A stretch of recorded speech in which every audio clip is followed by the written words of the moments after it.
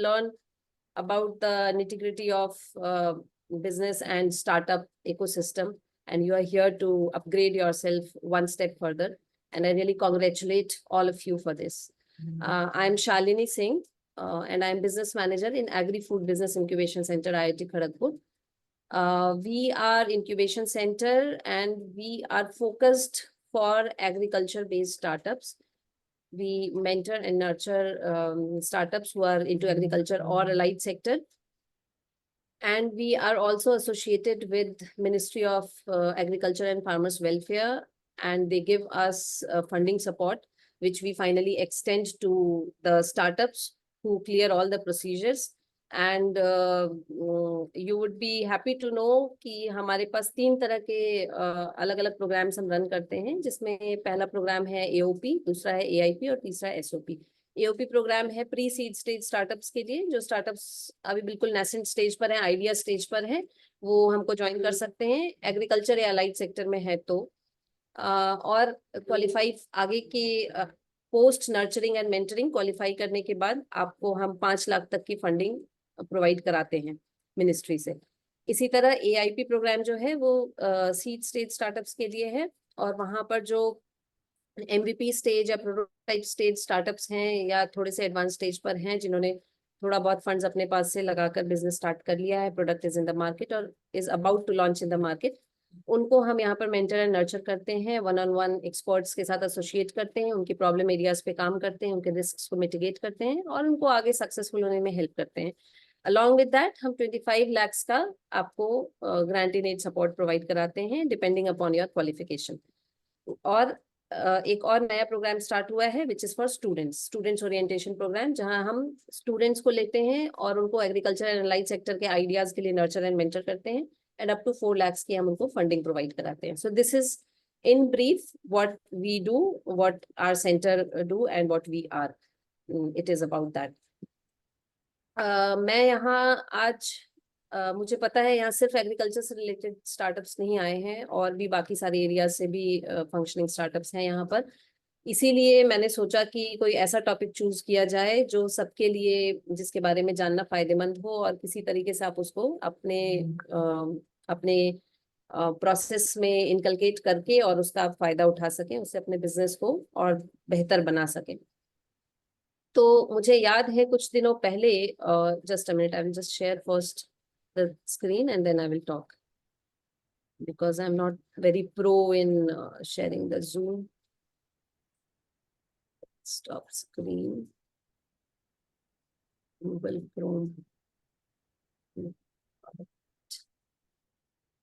Okay. I think I will.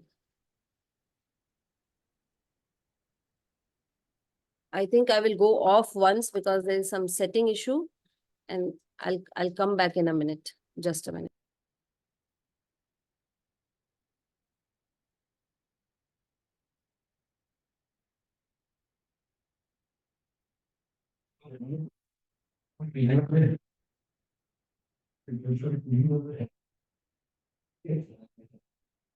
Very tough.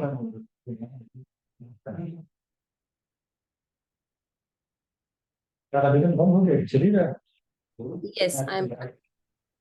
So I will just quickly share my screen and then I will start talking. Is it visible? My screen is visible? Okay.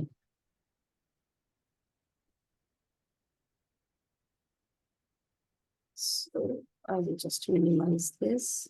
Right.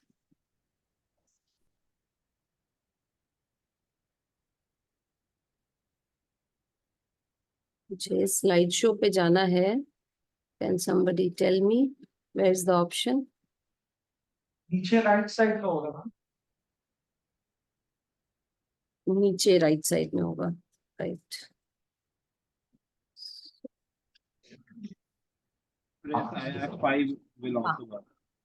अभी है ना? Fine. Okay, great.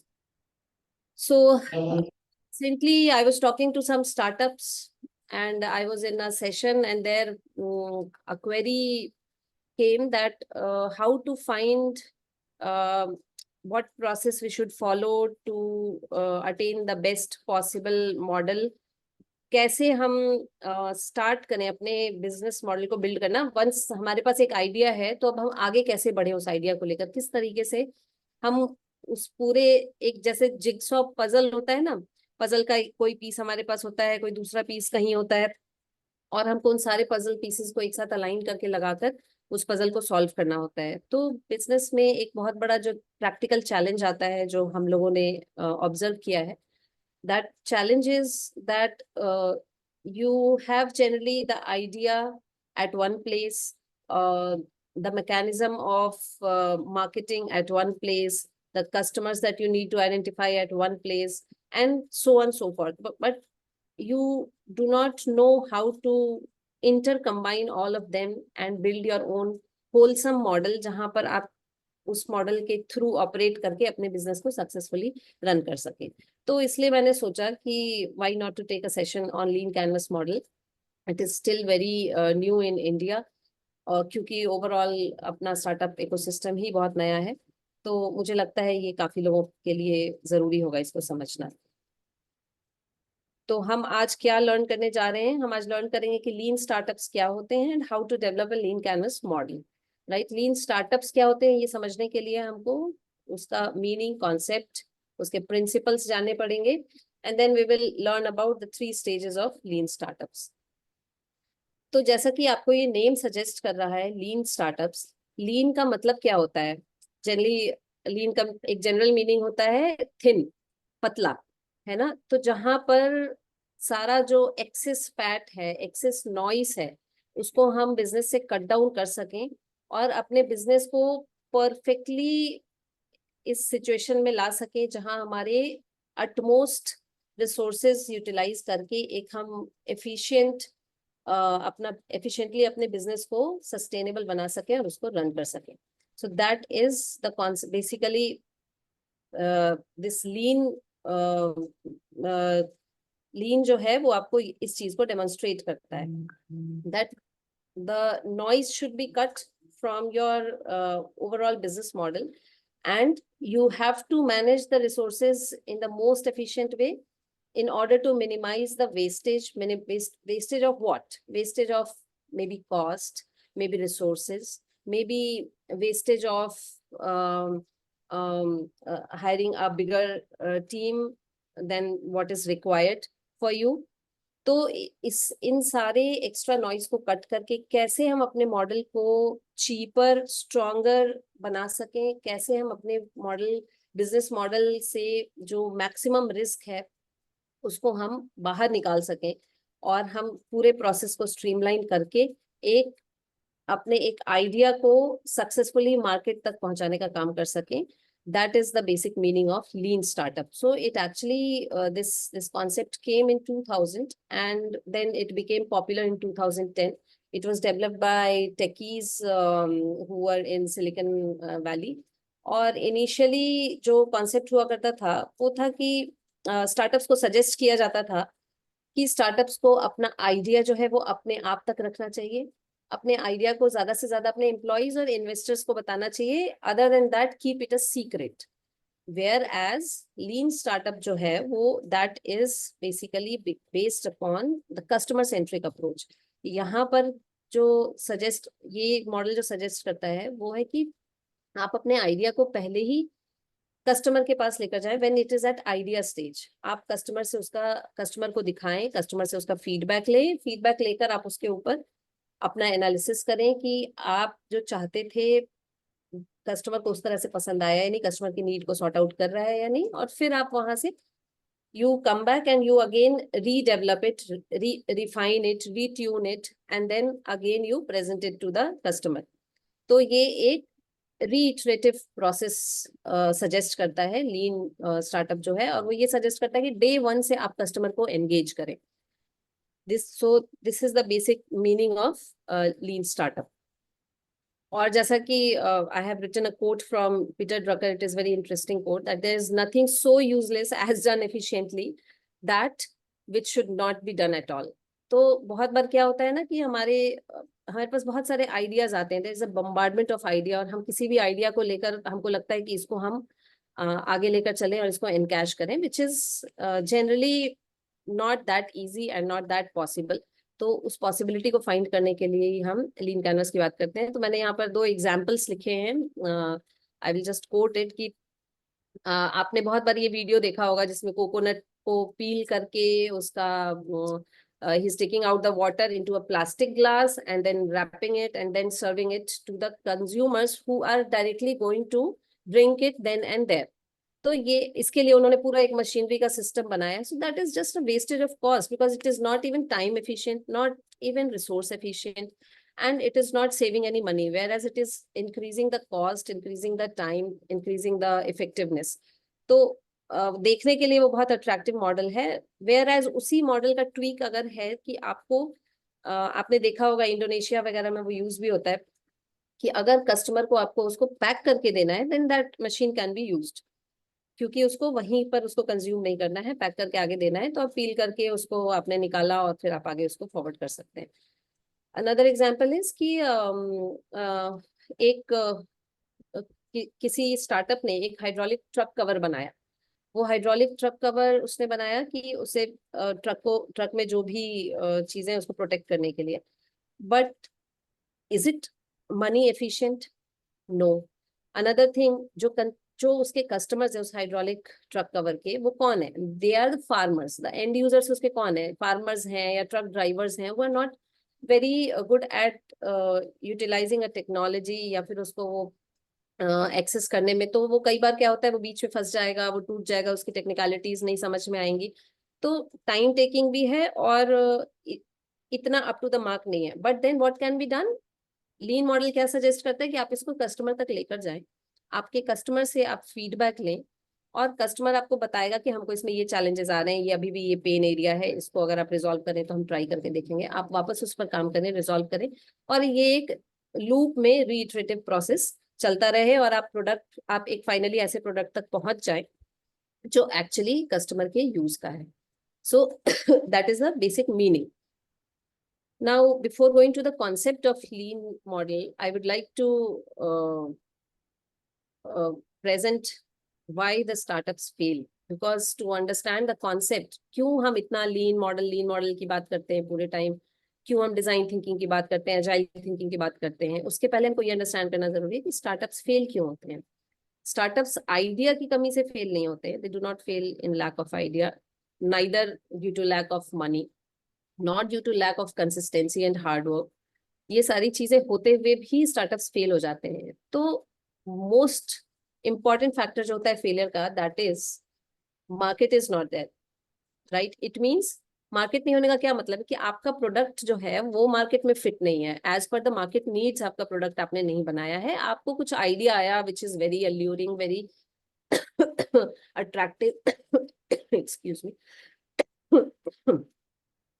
and you built a product out of that idea, whereas the demand was not there in the market. So the first problem is that sometimes there is not a market, sometimes the market is very poor, so poor that you are not able to scale it up. आपने product बना लिया, आपने अपना vision इतना short रखा कि आपने local markets में देखा कि हमारा प्रोडक्ट चल रहा है, हमको उससे महीने का, फॉर एग्जाम्पल आपको मंथली 1 लाख 2 लाख रुपए आ रहे हैं। पर जब स्केल करने की बात आई तो आपके पास बड़ा मार्केट बेस ही नहीं है, आपके पास आगे उसकी पॉसिबिलिटीज ही नहीं है। जैसे आपने कोई रूरल प्रोडक्ट बनाया जो कि आप अर्बन्स में जाके सेल ही नहीं कर सकते हैं, तो वो that is restricted to the rural area only. तो आपके पास मार्केट जो है, that is the scope of market is very poor.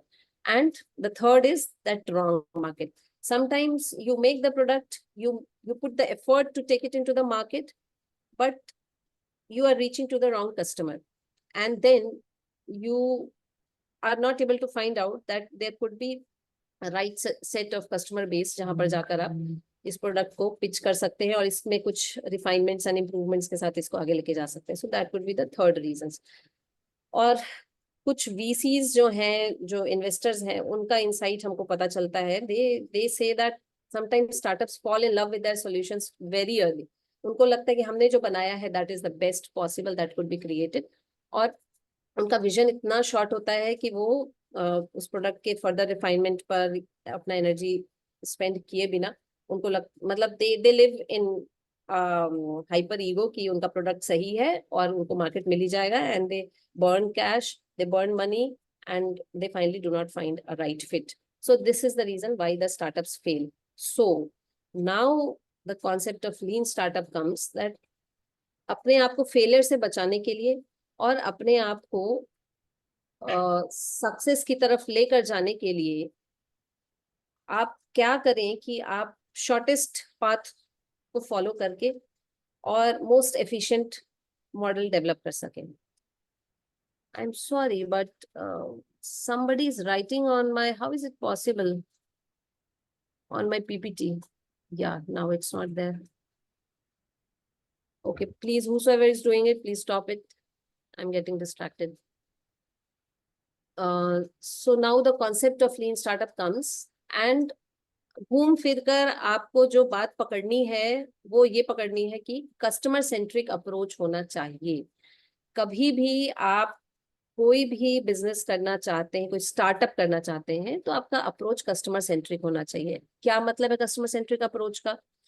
कि कस्टमर इस पूरे सिस्टम का मोस्ट क्रिटिकल पार्ट है. ओके, आप अपना प्रोडक्ट जो है उसको आइडिया स्टेज पर ही कस्टमर से शेयर करेंगे. You have to share it at idea stage only. You give your product to the customer. The customer could be the right set of customer or wrong set of customer. You will be able to identify whether it's the right set of customer or wrong set of customer, because you will identify the need of the customer. Customer का pain point क्या है, किस वजह से वो क्या चाहता है, जो आप डेवलप कर देंगे तो he will utilize it very happily, he will be able to pay for it very happily. That is the right set of customer. तो हम आगे देखेंगे कि कस्टमर हमको कैसे आइडेंटिफाई करना है. So once you find the right set of customer, then you take insights and feedbacks from your customer for the product, for the design of the product, for the process you're following, or maybe the service that you are giving. And then you analyze all those data points, the feedbacks that you have got from the customer.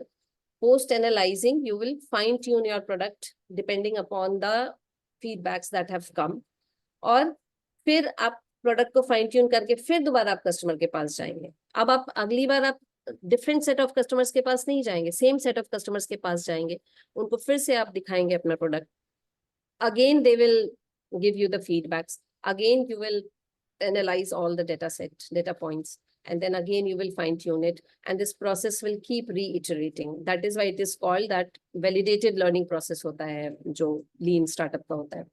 And that is how you reach from idea stage to MVP 1 to MVP 2 stage. MVP means minimum viable product, जिनको नहीं पता है उनके लिए. So आप फिर idea stage से अपने MVP 1 stage पर आते हैं, MVP 2 stage पर आते हैं, फिर आप अपने prototype stage पर जाते हैं, और मे बी वहां से फिर आप अपने मार्केट में उसको लॉन्च करने की तैयारी करते हैं. Then you go to the growth stage of the product. तो ये एक customer centric reiterative process होता है. That is the basic concept. और आप वही डेवलप करते हैं जो मार्केट की नीड होती है.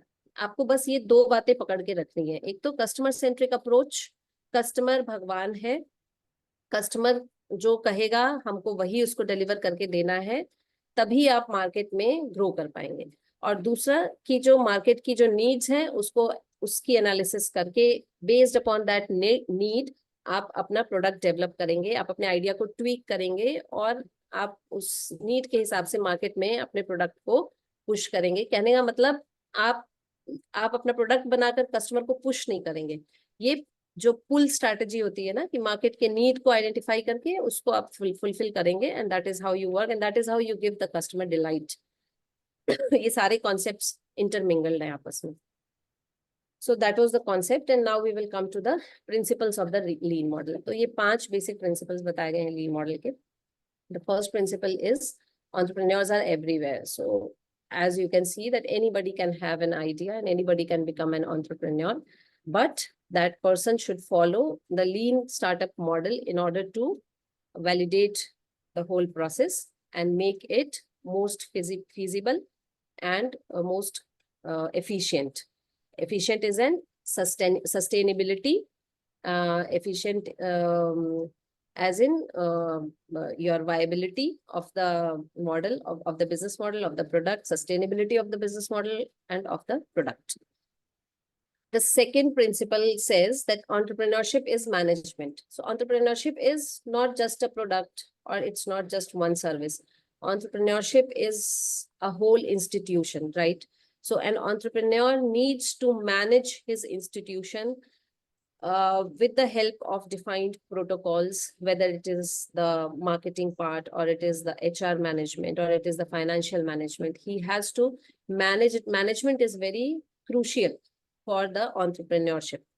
And sometimes he can go a little bit beyond, and he can be a little bit flexible from implementing the exact protocols, as it is not yet a successful business. It is still learning and it is still growing. So there is small scope of, deflections, but not much. It should know very well how to manage all the segments of its business.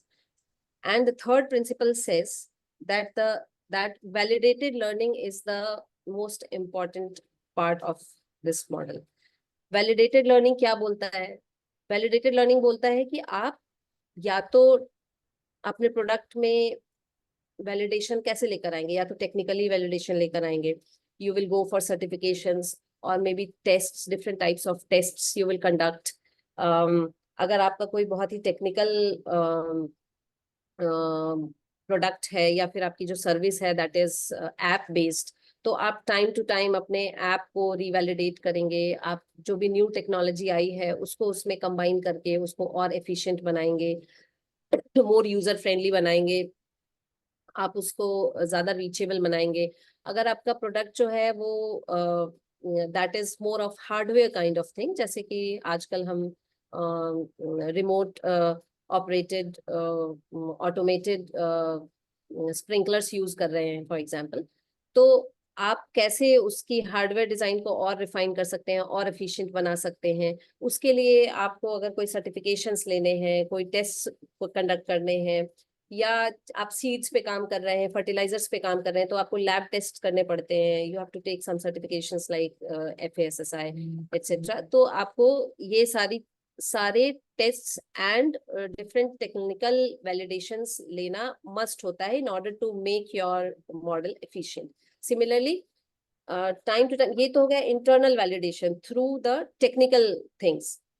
Then again you have to take external validation through market में आपका product कैसे perform कर रहा है, is the yield increasing, is the profit increasing, revenue margin आपका increase हो रहा है, यानी कस्टमर्स रिटेंशन, आपके कस्टमर्स का रिटेंशन हो पा रहा है या नहीं, न्यू कस्टमर्स आपके ऐड हो पा रहे हैं, यानी इज योर बिजनेस एक्सपैंडिंग और नॉट. इस तरह के आपके मार्केट वैलिडेशंस भी आपको टाइम एंड अगेन लेने पड़ते हैं. So validated learning is the third principle of lean startup. And one of the most important one, जो हम फर्स्ट जब से हमने स्टार्ट किया है अपना लेक्चर, तब से हम इस बारे में बात कर रहे हैं कि हम ये एक रीइटरेटिव प्रोसेस है. हम बिल्ड करते हैं, मेजर करते हैं, फिर लर्न करते हैं, फिर बिल्ड करते हैं, फिर मेजर करते हैं. In a loop we keep doing this, and that is one of the most important principles. हम यहाँ पर अपना प्रोडक्ट का आइडिया स्टेज से लेकर MVP1, MVP2 and further stages में पहले हम प्रोडक्ट को बिल्ड करते हैं, उसको कस्टमर के पास लेकर जाते हैं, कस्टमर से फीडबैक लेते हैं, and again based upon those feedbacks we analyze the data points, और based upon that analysis हमको उसमें कोई फीचर ऐड करना है या स्क्रैप करना है, मतलब रिमूव करना है कोई फीचर, ये हम डिसाइड करते हैं. then we do those changes and again we go to the customer. So this is the build, measure and learn, a loop where comes the reiterative learning and growing process. And then comes the innovative accounting. Innovative accounting क्या होती है कि आप MVP1 stage से MVP2 stage जा रहे हैं, तो आप लर्निंग को इनकॉर्पोरेट कर रहे हैं, जो भी प्रोसेस है उसको आप एक्सेस कर रहे हैं, आप अपने गोल्स डिफाइन कर रहे हैं, defining timelines and milestones, and then you are prioritizing your tasks, and accordingly you are again doing all the changes. Means you are on an incremental learning process. और ये जो incremental learning process है उसको आप अपनी analysis को, अपने data points को बार बार उनकी आप अकाउंटिंग करते हैं, so that you can reach to the next refined level. So that is why innovative accounting is one of the next principles. Out of all these principles, lean startups operate. And then we will learn about the 3 different stages of lean startups. So as we know by now that lean startups work upon a reiterative customer centric approach, जहां पर हम market की needs को identify करके और फिर हम अपने प्रोडक्ट को बिल्ड करते हैं, रिफाइन करते हैं, फाइन ट्यून करते हैं और फिर हम आगे बढ़ते हैं. तो सबसे पहला स्टेज जो होता है that is a problem solution fit stage. What do we do at this stage? At this stage the focus should be on finding the problem. ठीक है, कि प्रॉब्लम क्या है and is the problem technically solvable और not. तो हम सबसे पहले एक कस्टमर के पास जाते हैं, कस्टमर का पेन एरिया हम आइडेंटिफाई करते हैं, वहां से हम जानते हैं कि क्या ओवरऑल पेन एरियाज हैं कस्टमर के जिनको हम सॉल्व कर सकते हैं. That pain area could be either functional means it could be in the work related areas और it could be social. For example आपको अच्छा दिखना है, जैसे जो कॉस्मेटिक्स वगैरह का जो बिजनेस आता है, they will focus upon the social one. और maybe the businesses which are into apparels and attires etc, they will focus upon the social ones. And then आती है आपकी emotional, based upon the emotional needs. तो emotional needs में आपकी आ गई कि for example OTT platforms हैं, they come into that. How to or maybe the products that helps indulging into your senses, those products will come into the emotional need segment. So you focus upon the customer's needs and their problem areas, and then you find out whether there is a solvable a possibility of solving this problem or not. And then when there is a possibility, then the most important question comes whether the customer will pay you for that or not, right? जब आपको इन तीनों सवालों के जवाब मिल जाते हैं कि हाँ आप एक प्रॉब्लम है उसको सॉल्व भी कर सकते हैं और वो प्रॉब्लम बहुत फोकस्ड है और उस प्रॉब्लम को सॉल्व करने के पैसे भी मिलेंगे, तब हम मिनिमम वायबल प्रोडक्ट की तरफ मूव करते हैं. ओके, सो जब कोई स्टार्टअप इस स्टेज पर अभी होता है at the next stage, then it is at problem solution fit stage.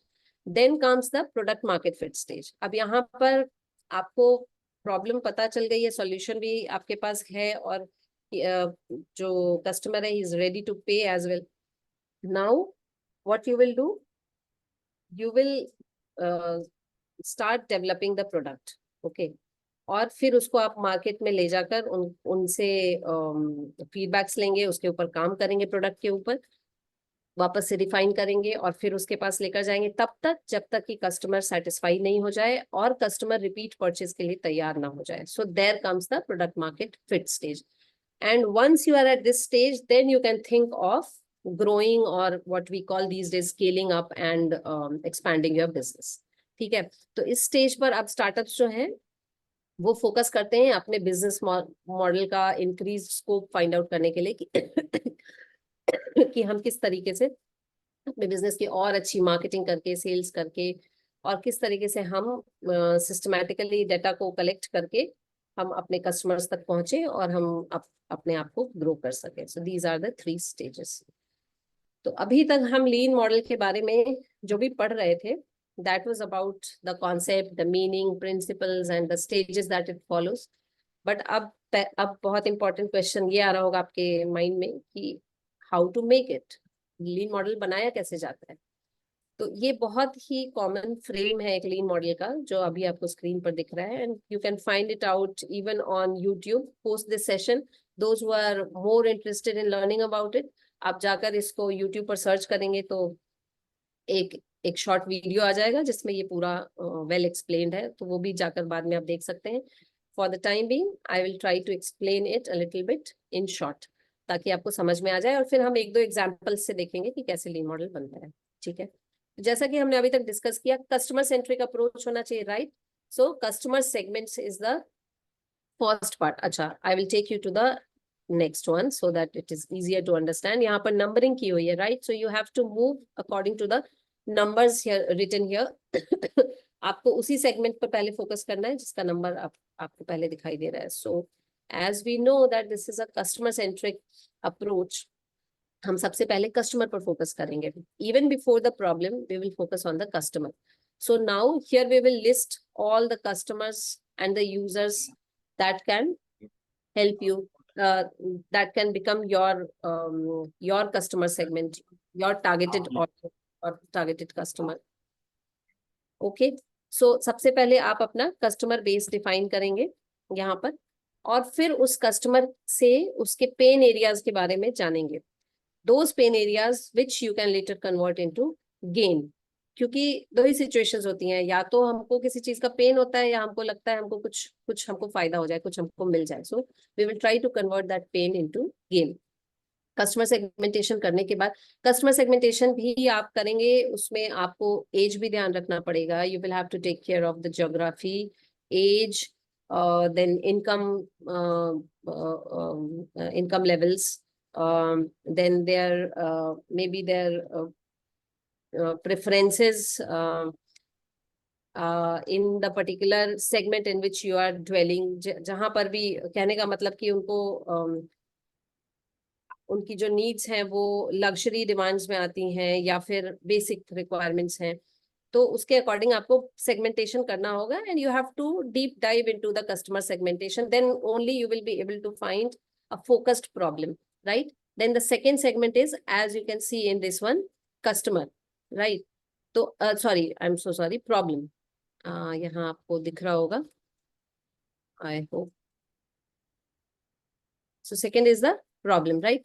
So अब आप अपने कस्टमर की,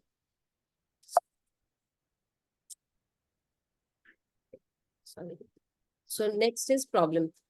अब आप अपने कस्टमर की 3 इंपॉर्टेंट प्रॉब्लम्स को लिस्ट डाउन करेंगे। उसके लिए जो existing alternative solutions already that exist in the market, that too you will list down, and then you will move to the solution part. Okay, then you will move to the unique value proposition. जैसा कि आप यहाँ देख सकते हैं, unique value proposition क्या होती है? Unique value proposition in short is identifying the pain areas and developing solutions for the in order to convert it into gains। ये होती है यूनिक वैल्यू प्रोपोजिशन। मतलब आप उनको ऐसी क्या वैल्यू प्रोवाइड कराएंगे अपने सॉल्यूशन के थ्रू कि वो आपको पे करने के लिए भी रेडी हो जाए और कस्टमर डिलाइटेड भी हो जाए, उसको जो प्रॉब्लम्स थी वो सॉर्ट आउट भी हो जाए, that is unique value proposition. और फिर आप आएंगे अपने सॉल्यूशन पे। Now you will jot down all your solutions, possible solutions that you can give। और सॉल्यूशंस डिफाइन करने के बाद आप पहुंच जाते हैं चैनल्स पे। वो सॉल्यूशंस आप कैसे पहुंचाएंगे कस्टमर्स तक? कस्टमर सेगमेंट आपका पता चल गया, आपकी प्रॉब्लम पता चल गई, आपने उसके लिए कुछ यूनिक वैल्यू प्रोपोजिशंस भी दिए, जिसको आप यूएसपी भी बोल सकते हैं, unique sales proposition.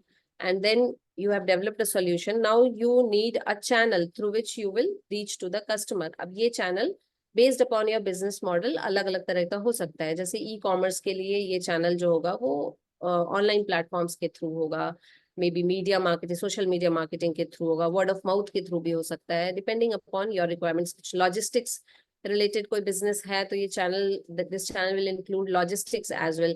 if there is this is a business where you are aggregating some ecosystem where at input you have a different set of people who are, for example, who are the sellers, and at output you have different set of people who are the buyers। So there the channel will be defined according to that business model। So depending upon that आप अपना channel decide करेंगे और यहाँ पर उसको jot down करेंगे। Then comes the revenue stream.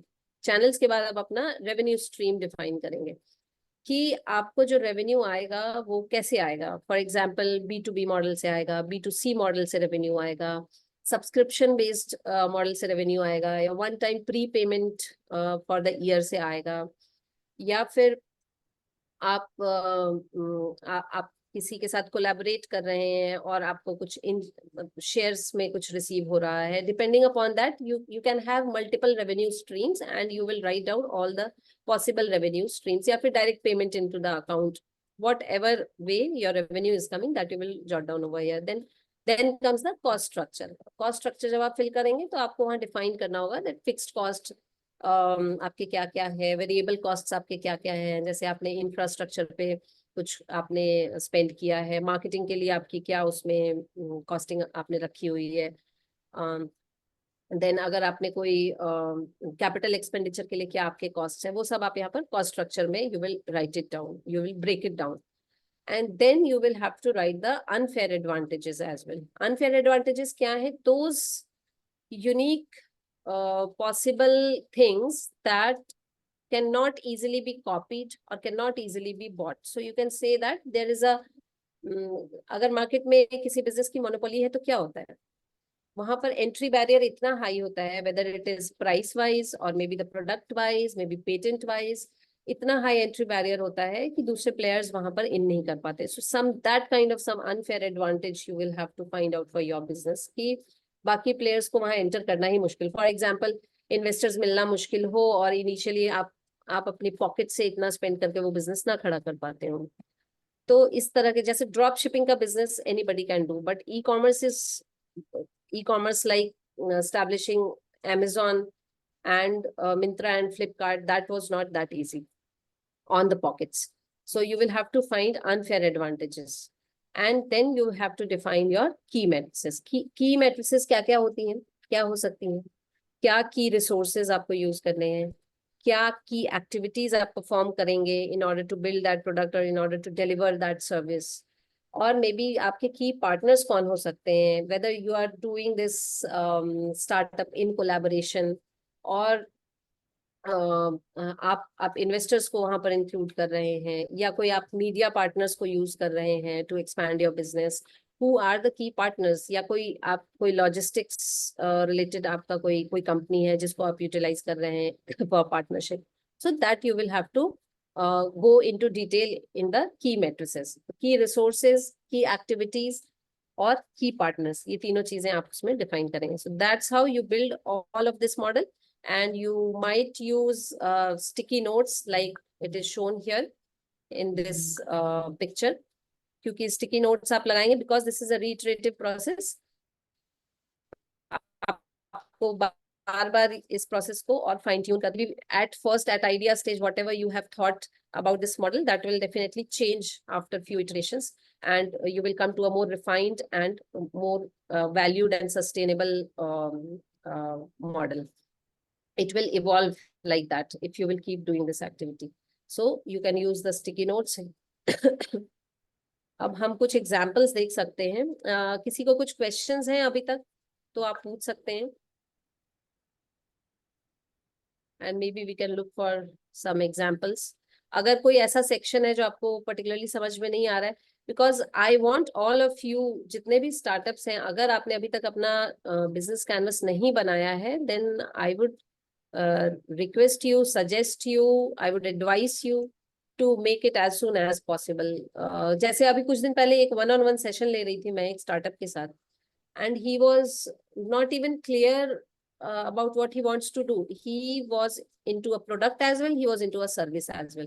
दोनों उनका थोड़ा थोड़ा चल रहा था. But then you have to, as a business owner, you have to focus on one particular thing, one particular pain or one particular area, one particular problem which you want to solve. Then only you can think of becoming an unicorn or maybe scaling up.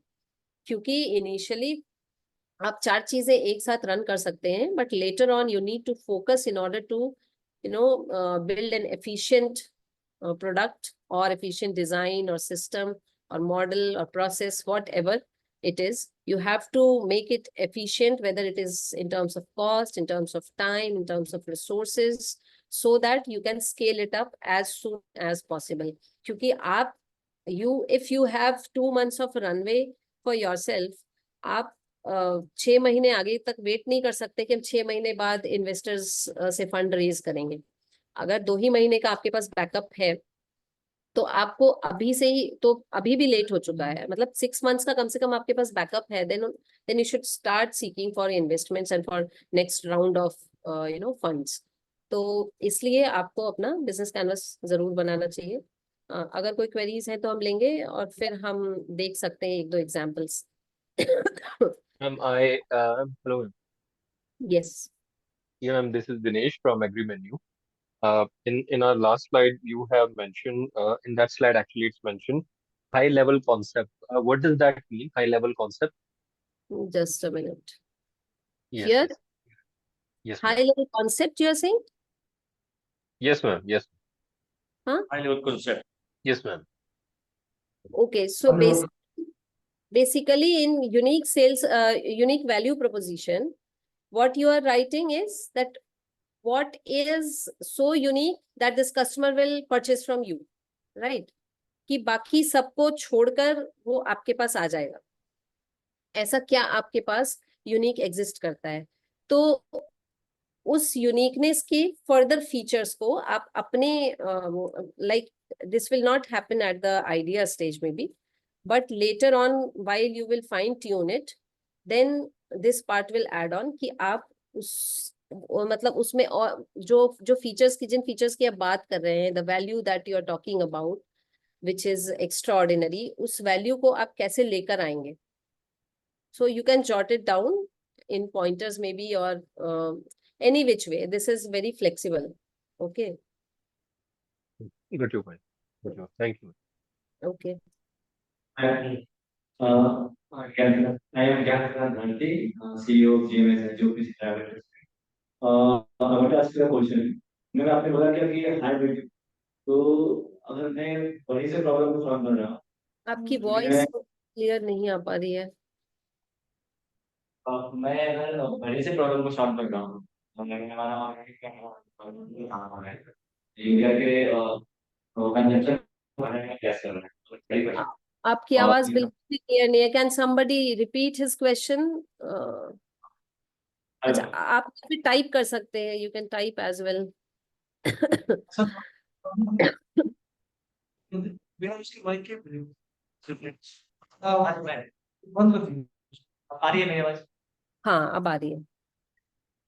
मैं बोल रहा था कि मैं एक बड़ी problem को solve कर रहा हूँ, और जैसे कि हमारा काम है यूरिया को 30% तक काम करने का, और मैं भी अभी से इंक्यूबेटिव भी हूँ, और मैं एक्चुअली कि मैं कस्टमर के पास एक्चुअली गया था, तो उन्होंने इसको एक्सेप्ट भी करा क्योंकि यूरिया कंजप्शन बढ़ेगा तो इवन सबको फायदा होगा, और इन्वायरमेंट को भी, गवर्नमेंट को भी, चूंकि एक बैग पे जो है सब्सिडी 2000 इसका 45 kg के बैग, और अपन अगर इसको 30% तक कम करते हैं तो ये बहुत बड़ा सोल्यूशन होगा सबके लिए, फार्मर के लिए भी, एनवायरमेंट के लिए, गवर्नमेंट के लिए भी। और लेकिन ये क्या कि लोग उसको एक्सेप्ट नहीं कर रहे ड्यू टू जो है प्राइस, क्योंकि ये बोल रहे हैं कि प्राइस आपका ज्यादा है। अगर लेकिन मैंने एक चीज देखा कि एक जो उनका जो कॉन्सेप्ट है कि वो क्वालिटी नहीं देखते, वो देखते हैं कि प्राइस कैसा है जो मार्केट में ऑलरेडी चल रहा है, क्योंकि हमारा जो प्रोडक्ट है मैम, वो उनको जो प्रॉफिटेबिलिटी लाता है। तो चलिए कि एक मैं एग्जाम्पल देता हूँ, हमारे एक फार्मर थे, उनको मैंने प्रोडक्ट दिया 1000 का, और उनको जो है प्रॉफिट उसमें जो है इंक्रीजमेंट हो गया प्रोडक्शन में 20% का। तो 20% के इंक्रीमेंट से क्या हुआ कि कुछ 6000 का उसमें से आउटपुट आया, और उन्होंने 1000 रुपये खर्च करा तो 5000 उनको रिटर्न आ गया। उन्होंने कहा कि हमारे लिए बहुत बेहतर है। और ऐसा करने के लिए क्या है कि बहुत सारे कस्टमर्स जो है वो क्या करते हैं कि रेट देखते हैं सबसे फर्स्ट। इस रेट का नहीं वो समझ ही नहीं पाते कि इसका अगर हम लोग यूज करते हैं तो मुझे इतना ज्यादा प्रॉफिट हो सकता है। और इवन जो है इसके ऊपर जो है बहुत सारे जो गवर्नमेंट ऑफिशियल्स भी हैं, उनको ऐसे बिलीव नहीं होता। तो हमारे पास एक्चुअली क्या है कि फंड जो है इन्वेस्टर्स नहीं है, क्योंकि ये एक बहुत बड़ा बिग टाइप का कॉन्सेप्ट है, क्योंकि अभी जो हमारे यहाँ जो चैलेंज आने वाले हैं जो क्लाइमेट चेंज के हिसाब से, तो अगले जो 10 ईयर में होगा वो क्या होगा कि इन्वायरमेंट को भी प्रॉब्लम आएगा, और जो हमारा सॉइल है वो भी हेल्दी नहीं रह पाएगा। तो हमें एक्चुअली लगा कि सभी पे काम कर रहे हैं, क्योंकि ये जो एक आइडिया हमारा है अभी, तो जिस पे काम कर रहा हूँ ये क्वेश्चन, हाँ क्वेश्चन हमारा है, मैं आपने जो इसको मैं कैसे लेकर के जाए, क्योंकि हमारा यूनिक जो है प्रोडक्ट है और हाई लेवल का प्रोडक्ट है। हाँ, तो देखिए, इसमें दो चीजें निकल के आती हैं. पहली चीज है जो हमने बात की कि कस्टमर कुड बी राइट और कस्टमर कुड बी रॉन्ग. मतलब आप जिस कस्टमर बेस को टारगेट कर रहे हैं वो कस्टमर बेस हो सकता है आपके लिए अप्रोप्रिएट ना हो फॉर द टाइम बिंग. इस समय के लिए अप्रोप्रिएट ना. जैसे आपने क्या किया, आप 10 का इनिशियल लेवल पे यही प्रॉब्लम्स आएंगी आपको कि आप 10 लोगों के पास गए, मे बी 15 लोगों के पास गए, एक ने एक्सेप्ट किया आपके आइडिया को and he utilised your product, उसने लिया और उसको वहां पर अब प्रॉफिट दिख गया है. तो वही जब हम बात करें ना कि फीडबैक से आप डेटा पॉइंट्स लो, एनालिसिस करो आप अपने डेटा पॉइंट्स की, and based upon that analysis you can, अगर कोई पॉसिबिलिटी है आपको किसी तरह का लैब टेस्ट वगैरह प्रोड्यूस करने का, तो वो आप कर सकते हैं।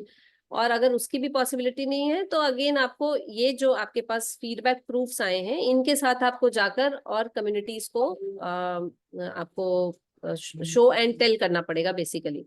तो इनिशियल लेवल पे ये चैलेंज आएगा। अब इसके लिए आप ये कर सकते हैं कि आप पूरा का पूरा एक ग्राम पंचायत पकड़े, है ना, मार्केटिंग स्ट्रेटजी को थोड़ा आप चेंज करें। आप जाकर पोस्ट ऑफिसेस के थ्रू, ग्राम पंचायत के थ्रू, वहां से जा जाकर आप बात करें। मतलब ऐसे आप नोडल पॉइंट्स पकड़े जहां पर जाकर आप पहले उनके साथ अपना ट्रस्ट एस्टैब्लिश करें, और फिर उनका जो ट्रस्ट बेस है उसको यूटिलाइज करके आप अपने प्रोडक्ट को फर्दर पिच कर पाए। इनिशियल स्टेज पे आपको ये करना ही पड़ेगा जब तक आपके पास 10-15 कस्टमर्स नहीं क्रिएट हो जाते हैं। So that could B one of the possibilities. Any other questions? Hello, any questions online? हाँ, सर मैं क्वेश्चन है। आप पूछिए पूछिए। Hello ma'am. Hello. मैम हमको ये हाइब्रिड मॉडल करके चलता है मार्केट में। ऑलरेडी हम B2B मार्केट प्लेस में एग्रीकॉट प्रोडक्ट को सेल कर रहे हैं B2B मार्केट में, एक ई कॉमर्स पोर्टल के थ्रू। उनसे पहले एक पीच था जिसमें कुशवा में, तो वो हमको बताया था कि आपका आइडिया में कुछ इनोवेटिव आइडिया मैंने इनोवेशन आइडिया, हम इसको हाइब्रिड मॉडल में लाए सर। एक ऐप आया हुआ मैडम, दूसरे ऐप को इसी मैंने इंटीग्रेट करके ला सकते हैं। I'm sorry, I didn't get the question. कोई मुझे reiterate करेगा? Can somebody tell his question? Already ma'am मेरे पास ऑलरेडी एक मोबाइल ऐप है, Okay. ई कॉमर्स पोर्टल पे मैं ऑलरेडी काम कर रहा हूँ। हम्म, समझे? हम्म, मैं फार्मर को, खास कर फार्मर और जो बिग फार्मर है उसको पकड़ना चाहते हैं। उसकी कुछ प्रॉब्लम मैंने देखा हूँ, जैसे उसकी सबसे प्रॉब्लम मैं देखा हूँ, उसकी जो मछली की प्रॉब्लम, मछली जो पालते हैं वहाँ पर बहुत सारी प्रॉब्लम देखा हूँ। कुछ मैंने वहाँ मार्केटिंग का प्रॉब्लम देखा हूँ, लॉजिस्टिक का प्रॉब्लम देखा हूँ, फाइनेंस की प्रॉब्लम देखा हूँ।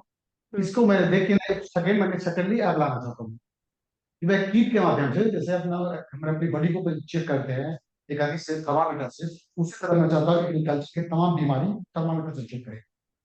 तो तो क्या आपने ये जो प्रॉब्लम देखी है, क्या इस प्रॉब्लम के लिए आपने कितना बड़ा कस्टमर बेस एक्सप्लोर किया है? आपने फाइंड आउट किया है कि आपका जो टारगेट मार्केट होगा वो कितना है, ओवरऑल टोटल मार्केट कितना है, और अनटैप्ड उसमें से कितना है, टारगेट मार्केट कितना होगा?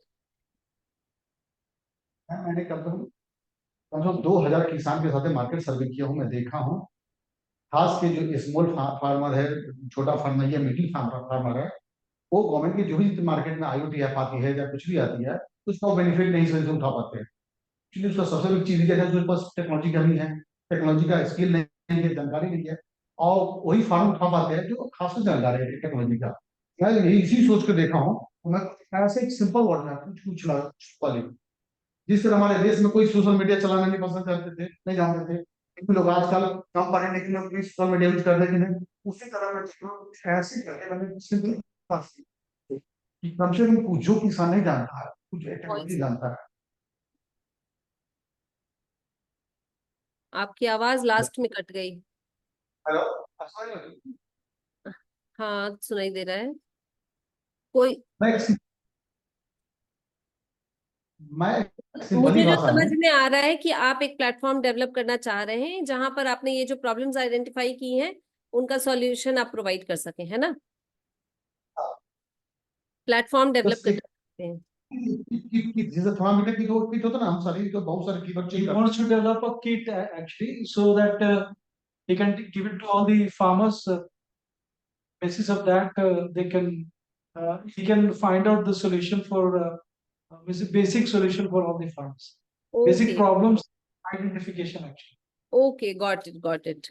So he's trying to build a kit for them where these kind of problems would be sorted out. हाँ, तो आप बिल्कुल इसको डेवलप कर सकते हैं।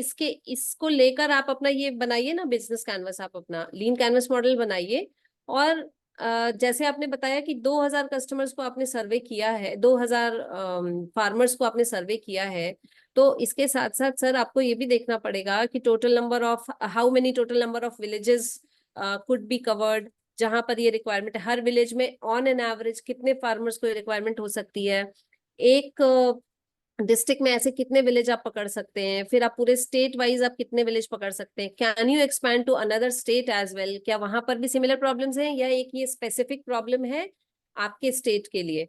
तो ये सारे सवालों का जवाब मिलने के बाद आप अपना कस्टमर सेगमेंटेशन करेंगे, ठीक है, कस्टमर्स को फिल्टर आउट करेंगे, और तब आपको एक्चुअल कस्टमर बेस पता चलेगा, जिससे आपको अपना फ्यूचर फोरकास्ट पता चलेगा कि एक्सपैंडेबल होगा ये बिजनेस या नहीं। कहने का मतलब छोटा मोटा लघु उद्योग कर पाना अलग बात है, उसको ग्रो करना एक अलग बात होती है। ग्रो करने के लिए जब तक आपके पास खरीदने वाला नहीं रहेगा नहीं कर पाएंगे। तो पहले आप अपना कस्टमर बेस को मैं बोलूंगी कि बहुत अच्छी तरीके से फिल्टर करिए।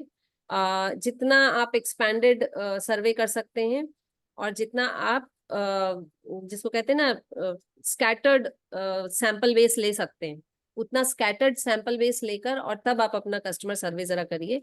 क्योंकि हो सकता है कि एक स्टेट या एक डिस्ट्रिक्ट में बहुत ज्यादा फोकस्ड सर्वे करने से आपको स्क्यूड रिजल्ट्स मिले, ये भी पॉसिबल है।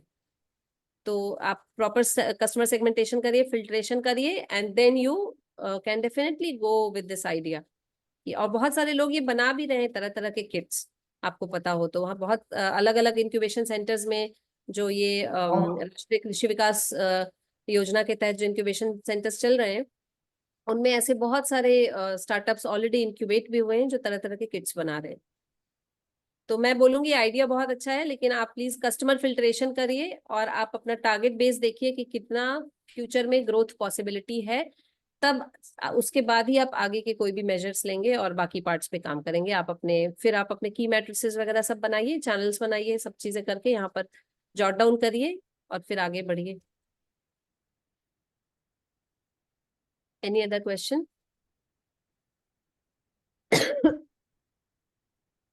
I would also request my team, Neha is present here. She's assistant manager of AFPIC.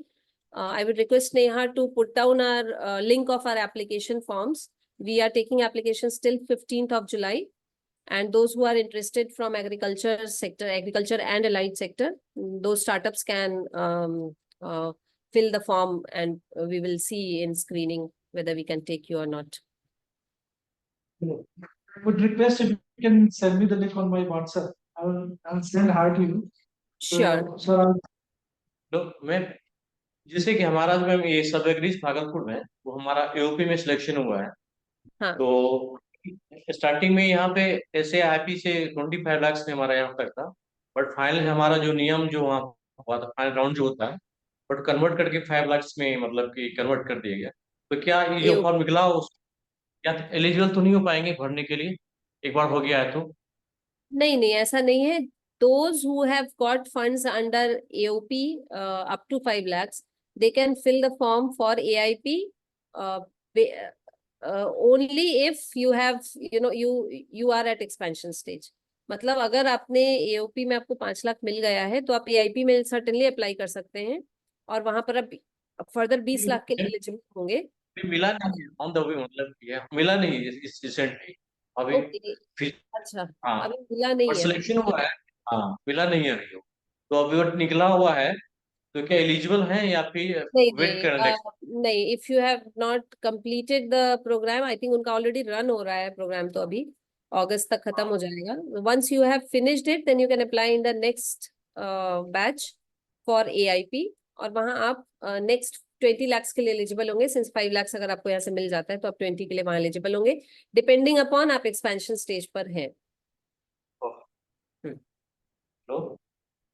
Okay, so I think हम लोगों ने ऑलमोस्ट सब कवर ही कर लिया है। और किसी को कोई किसी पर्टिकुलर सेगमेंट में कोई इशू है तो आप बताइए, इसमें से मैं और एक्सप्लेन कर दूंगी। अदरवाइज ये एक उबर का एग्जाम्पल है। This you can easily get on internet as well. ये बहुत ही क्लासिक एग्जाम्पल है उबर का, उनका लीन कैनवस मॉडल का, and you can take training दिया जाता है। Yes, Ayush, you can ask your question if you have any doubt. Office hour Yes, hello, yes, ma'am. Thank you for a very good presentation. Uh, Actually, I missed some of the points about the PowerPoint slide which you have given about the lean startup. So the basic, so the numbering which you have done, it's 1, 2, 3 is the flow of the chart which startup should go to Yeah. prepare the lean business model. Yeah, right. Yeah, okay. Yeah, so you missed I think the first initial slides where we discussed that this is a customer-centric approach, and you have to work with the customer since the idea stage only. So, excuse me, you can co-create your product with the help of customers' feedback and customers' insights. And you can also say that he is one of your unpaid employees or maybe unpaid investors, you can say, or collaborator, because he is putting his time and efforts, but he is not taking any payment, and he's giving feedbacks, which are very important and crucial insights for your product, right? So that is why we first fill the customer segment. We filter out the customer based upon various criteria, and then we look for their pain points, and we try to find out all those problems. We jot down 3 problems in the second segment, problem areas, and then we give our unique sales proposition or value proposition, and then we go to the solution to those problems, right? So this is that is why I showed you, I didn't show you this one, and I showed you this slide, because the numbering is important part of this canvas.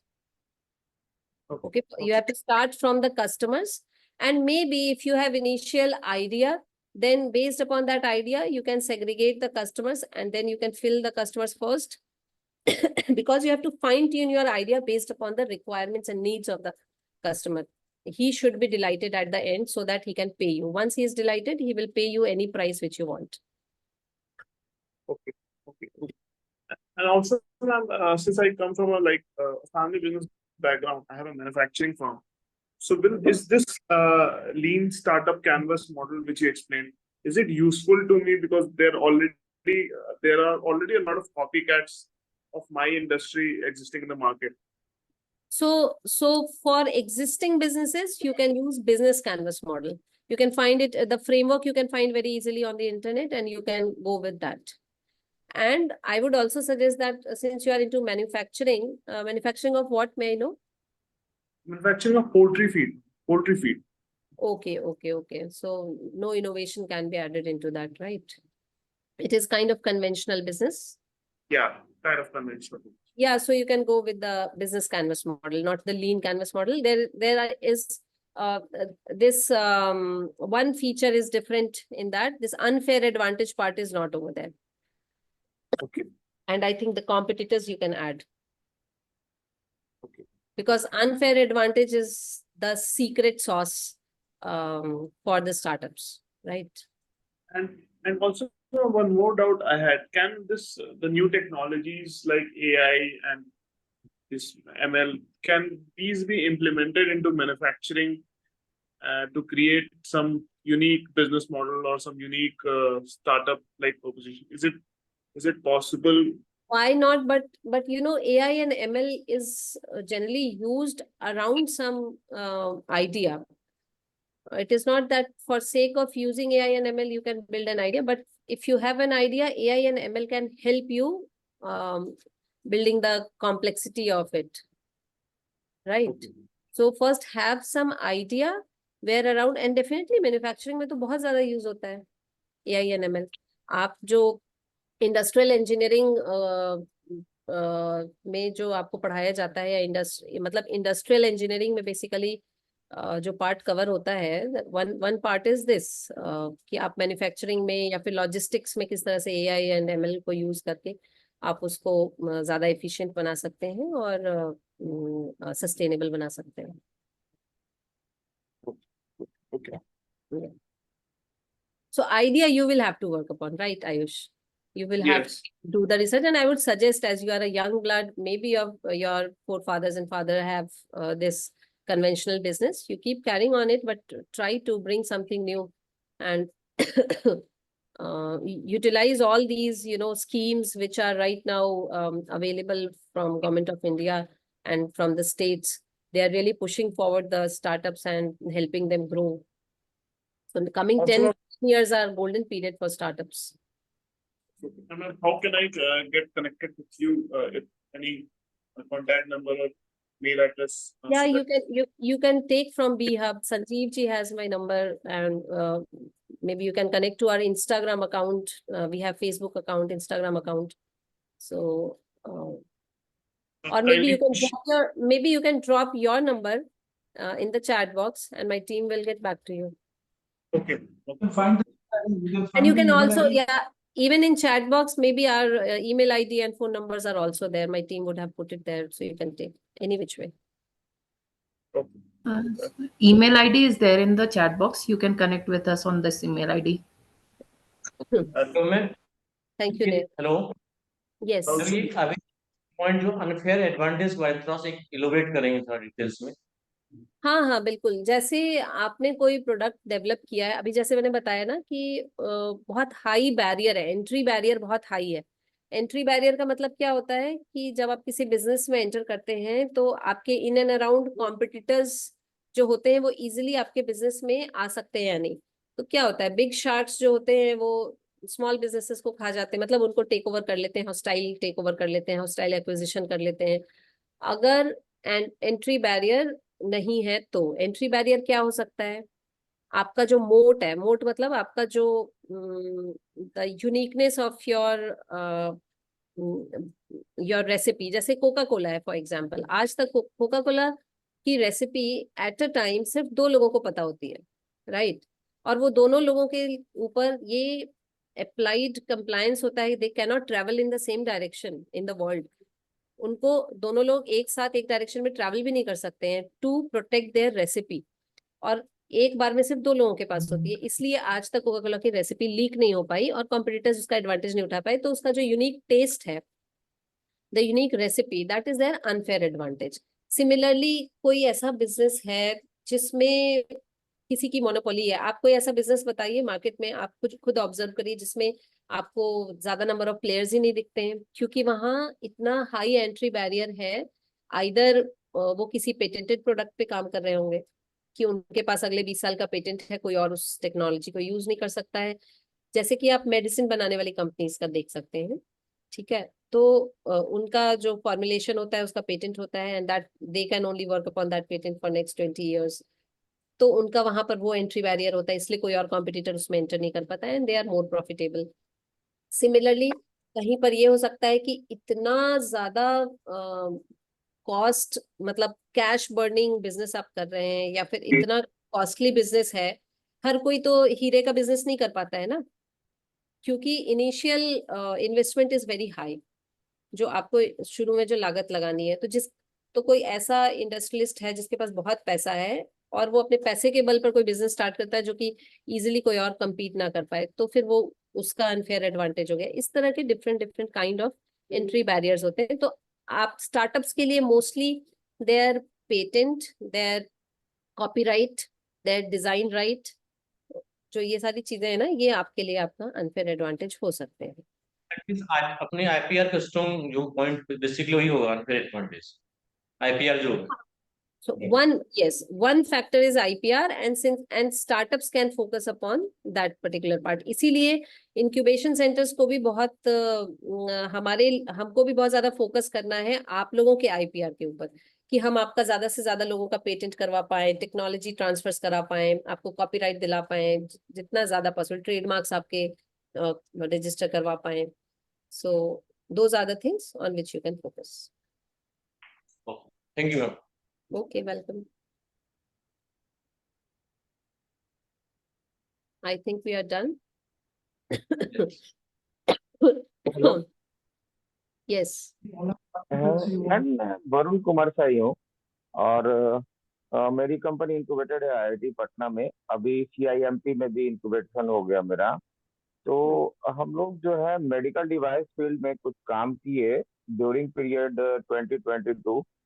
तो उस time infectious disease जो है ना उसको फैलने से रोकने के लिए मतलब उसके चेन जो कंटिन्यूअस हो जाते हैं उसको स्टॉप करने के लिए वो एक डिवाइस बनाया हमने, जो पेटेंट भी हो गया, जिसपे 4 पेटेंट्स हैं और यूटिलिटी और डिजाइन दोनों में मिला करके। और उसका जो मेडिकल डिवाइस कैटेगरी में most important part is testing and validation from government institutions.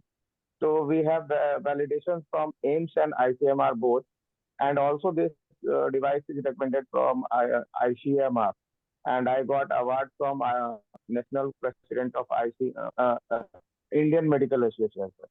But currently उसका मार्केटिंग मैं कर नहीं पा रहा हूँ, कुछ प्लान नहीं कर पा रहा हूँ, बिकॉज कि उसका जो टेस्टिंग वैलिडेशन प्रोडक्ट डेवलपमेंट में मेरा सारा पैसा खर्च हो गया, जो इंक्यूबेशन से मिला वो भी खर्च हो गया, पर्सनल भी मेरा जो सेविंग्स था वो सारे खर्च हो गए। अब वो प्रोडक्ट को सीधा कॉमर्शियल करना है, क्योंकि प्रोडक्ट जो है उसमें यूनिक फीचर्स क्या है कि कुछ चीजें ऐसी है जिसके बिना वो डिवाइस चल नहीं सकता। जो रिटन सर्टिफिकेशन मिला है मुझे एम्स से ICMR से, उसमें उन्होंने मेंशन कर दिया है कि इसके बिना हम किसी दूसरे डिवाइस को परमिशन ही नहीं देंगे। और वो जो मेथड है through that we can achieve that thing, वो मेथड मेरे पास पेटेंट हो गया। और इस डिवाइस को पूरे अगर हम स्टेट लेवल पे गवर्नमेंट ओन्ड हॉस्पिटल में अगर हम प्लान करते हैं या प्राइवेट में तो डिफिकल्ट हो जाता है, क्योंकि प्राइवेट हॉस्पिटल की जो अंडरस्टैंडिंग होती है वो ऐसा सोचते हैं कि भाई हम 1 लाख रुपए लगा करके एक एक्सरे मशीन खरीदते हैं, 1 करोड़ लगा करके MRI खरीदते हैं, तो मेरा रेवेन्यू कितना रहा है, उनको मतलब नहीं होता किसी दूसरे से। तो हमारा टारगेट होता है गवर्नमेंट में। तो मैं कुछ एक्चुअली प्लान नहीं कर पा रहा हूँ कि how we can start the marketing और all those things after validation का जो प्रोसेस है वो कर नहीं पा रहा हूँ। तो इसमें आप लोग की तरफ से क्या कुछ मिल सकता है, हेल्प, गाइडेंस, सर हम इन्वेस्टर? मैं आपको सजेस्ट करूंगी आप बायरैक की फंडिंग से एसोसिएटेड जो इंक्यूबेशन सेंटर्स है ना, आप उनको अप्रोच करिए प्लीज, क्योंकि वहां से आपको बायरैक की फंडिंग भी 50 लाख की है। और वो incubation centres particularly into science and technology में काम करते हैं, तो वो आपको एकदम फोकस्ड हेल्प प्रोवाइड कर पाएंगे।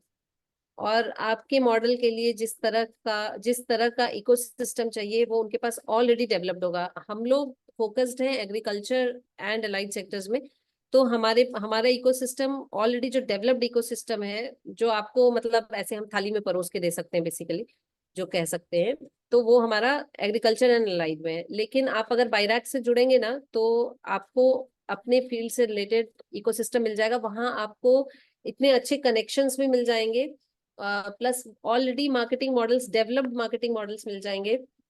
आपको जिन नोडल्स को कांटेक्ट करना होगा, जिन हॉस्पिटल्स तक आपको पहुंचना होगा, उसके लिए आपको बाईपास रूट्स भी मिल जाएंगे। मतलब आप समझे, आप मतलब कनेक्शंस भी आपको मिल जाएंगे। तो मैं समझ गया मैम, मैं समझ गया। इसको एक्चुअली मुझे टारगेट करना होगा मेडिकल डिवाइस कैटेगरी वाले इंक्यूबेशन के लिए। बिल्कुल बिल्कुल ठीक है। तो हाँ ये तो उड़ीसा में KIIT है, वहां पर है बायरैक से। नहीं, बायरेक आ रहा है अभी, IIT पटना में भी बायरेक आ रहा है। हम ओके, लोग उसके मतलब हम लोग का प्रोसेस स्टार्ट हो गया, तो आफ्टर दैट वहाँ पे देखते हैं क्या होता है। मेडिकल डिवाइस में मतलब इतना सारा प्रोसेस हो जाता है ना का, मतलब एक प्रोडक्ट अगर आप डेवलप कर रहे हो तो उसका वैलिडेशन मतलब नहीं इट बहुत इज वेरी लंबा प्रोसेस हो जाता है, बहुत कॉस्टली भी है। कॉस्टली हो और जाता है। राइट, तो और आप उसको और गवर्नमेंट की जो मैं आपको सजेस्ट करूंगी, IIT पटना में अभी आ रहा है इंक्यूबेशन सेंटर आने और ऑपरेशनल होने का जो टाइम है, आप KIIT से इसलिए जुड़ जाइए क्योंकि हो सकता है आप फंडिंग के लिए IIT पटना को ही प्रेफर करिएगा और इंक्यूबेट वहीं होइएगा, बट वहां जुड़ने से एटलीस्ट अभी एट प्रेजेंट इकोसिस्टम का एक्सेस आपको मिल जाएगा, तो आपका प्रोसेस एक्सपीडाइट हो जाएगा। प्लस आपकी अपनी नेटवर्किंग बढ़ेगी, तो इस स्टेट में, अदर स्टेट्स में, बाकी जगहों पे भी आप आगे एक्सप्लोर कर पाएंगे। तो आप कहाँ के लिए मुझे सजेस्ट करना चाहेंगे? KIIT है ना भुवनेश्वर, वो बायरैक से स्पॉन्सर्ड है वहां पर इंक्यूबेशन सेंटर। आप उस इंक्यूबेशन सेंटर को लिखिए, एक बार एक मेल लिखिए और उनसे रिस्पॉन्स लीजिए। ठीक है, आईआईटी आपको पटना में आईआईटी भी भुवनेश्वर ना। आईआईटी पटना में भी 20 करोड़ की लागत से मेडिसिन का इंक्यूबेशन सेंटर खुला है मैडम। अच्छा ठीक है, तो अभी आप वहां खुला पर नहीं है, अभी खुला नहीं है, अभी खुला मैं नहीं वही है, अभी सजेस्ट कर सब रही हूँ प्रोसेस कि स्टार्ट ही हो रहा है। जी, अभी अगर अभी स्टार्ट अभी हो रहा है it will ground level tech पे जीरो है। टाइम। हाँ, तो अभी उसमें टाइम भी लग सकता है, तो जब हो जाएगा स्टार्ट आप उससे जुड़ उसमें तो जाइएगा। टाइम फॉर लगेगा। द टाइमिंग आप KIIT को लिखिए, वहां पर वहां का जो इंक्यूबेशन सेंटर है, इंटरनेट पे आपको सारा उससे रिलेटेड इंफॉर्मेशन मिल जाएगा। मैं समझ गया, मैं जी, समझ गया। Okay okay, thank you for okay, welcome sir.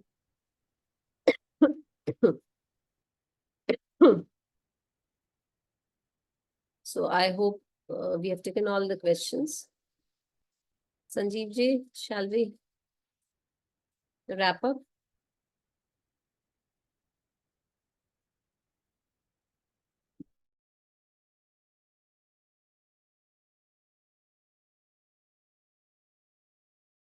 Shall we wrap up? Hello, good evening ma'am. Hi. Yes, हाँ जी Raj. जी। मुझे मैम ये पूछना था कि अभी आपकी कोई नॉलेज में ऐसे स्टार्टअप्स हैं जो, क्योंकि मुझे बहुत ही कम ऐसे देखने को मिले जो एग्रीकल्चर एक्सटेंशन में स्टार्टअप्स काम कर रहे हो। तो क्या आपकी कोई ऐसे नज़र में कोई स्टार्टअप्स है जिसका आप एग्जांपल दे सकते हैं मुझे? क्या एग्रीकल्चर? एग्रीकल्चर एक्सटेंशन में स्टार्टअप्स काम कर रहे हो? नहीं, मेरे पास तो अभी नहीं। मैं तो खुद ही स्टार्टअप्स को इंक्यूबेट करने के लिए अभी इस सेशन में जुड़ी हूँ, ताकि मेरे पास ज्यादा से ज्यादा स्टार्टअप्स आ सके। ओके, बट क्योंकि आई मेनली थिंक जितने भी एग्रीकल्चर बोलिए। मेनली जितने भी एग्रीकल्चर इंक्यूबेशन सेंटर हैं उनमें जो स्कीम्स निकलती है रफ्तार में, जब अप्लाई करते हैं तो उसमें एक डोमेन में ये भी एक सेक्टर उसमें इंक्लूड करते हैं, एग्रीकल्चर एक्सटेंशन एंड एजुकेशन। तो वही मुझे भी, मैं रिसर्च करता हूँ तो मुझे मिलते हैं एग्रीकल्चर एक्सटेंशन में स्टार्टअप्स। तो शायद वही आपकी कोई ऐसे नज़र में जो स्टार्टअप्स काम कर रहे हैं इस कैटेगरी में।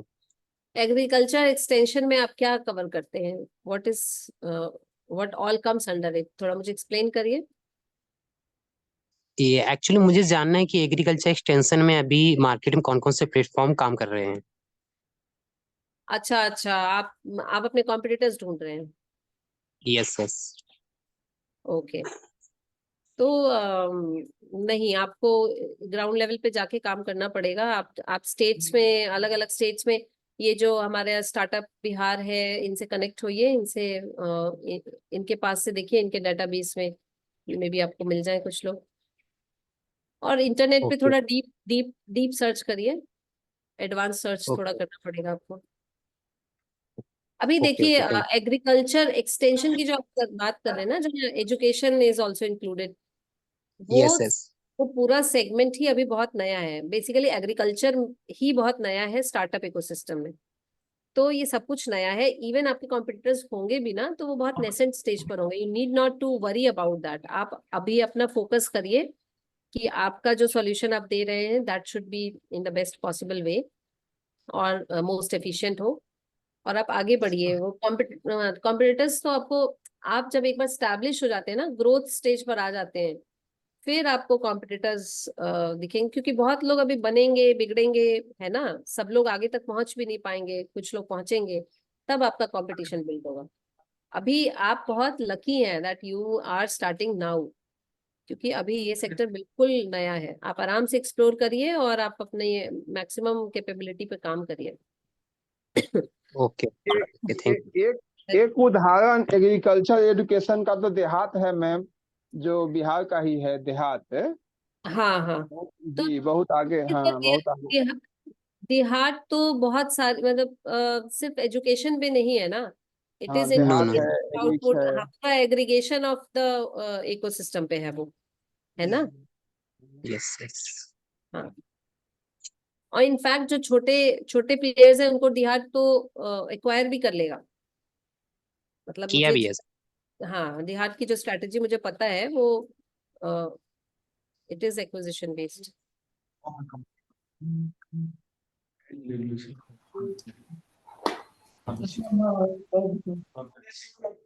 Session here.